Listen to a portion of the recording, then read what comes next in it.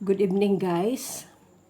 Our topic is about a problem which was posted in Google several days ago. And I thought of solving that one for you, but then I just forget about that problem, this problem, because, I'm very busy, and that's the reason why I only upload once in a while. But then last Saturday, I saw again another brain teaser. And then I thought of uploading that, but then I remember this one, so I realized that maybe I should do this first. But I know that many of you, especially if you have already taken your algebra in high school, you can easily solve this one. Okay?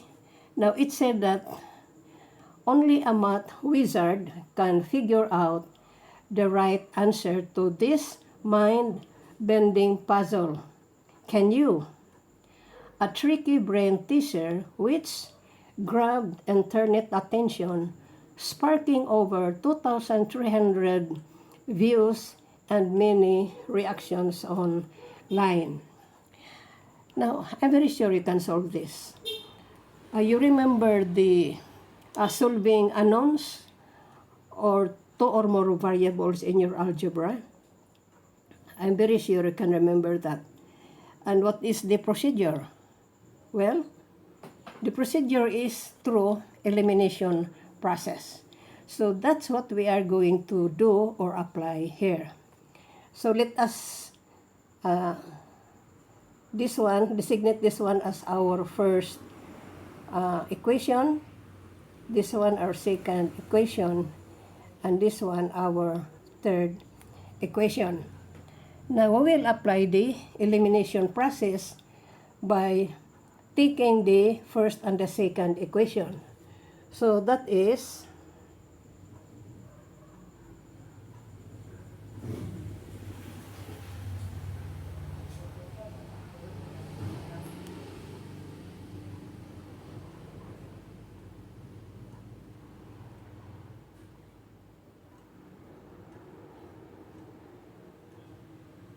okay, elimination process. From these equations, we can see immediately that the variable that we will eliminate is m through addition. So we have r plus r is minus m plus m is 0.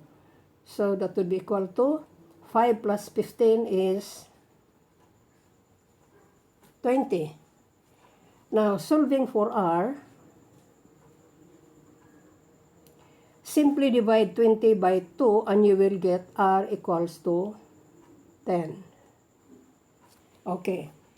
Now, we will solve for m. So, using still the first equation. First equation is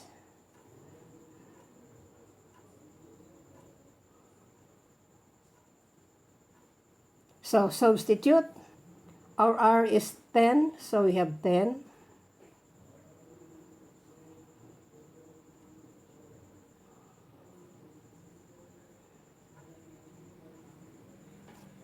Then solving for m,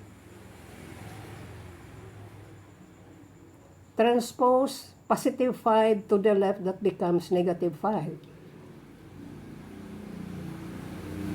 Transpose negative m to the right side, that becomes positive m. So 10 minus 5 is 5, and that is the value of m. Okay. So we can now solve the third equation. So what is the third equation? It is r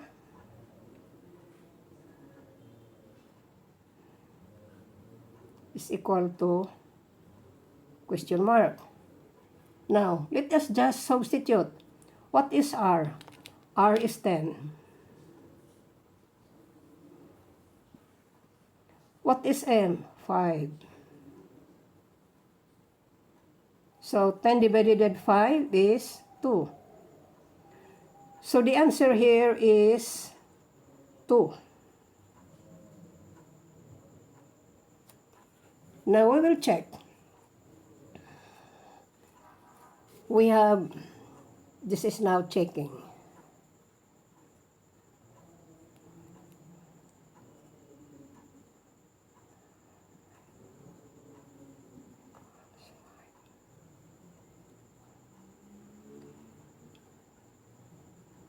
Our R is 10. Our M is 5. That is equal to 5. So, this is check. Second equation is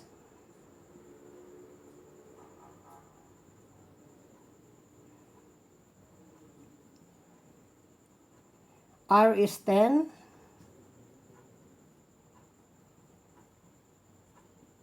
M is 5 equals 15. So our answers are correct. Okay, guys? I hope you can clearly see the solution. Okay?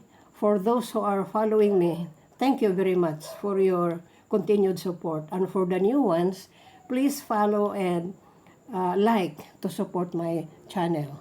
Thank you.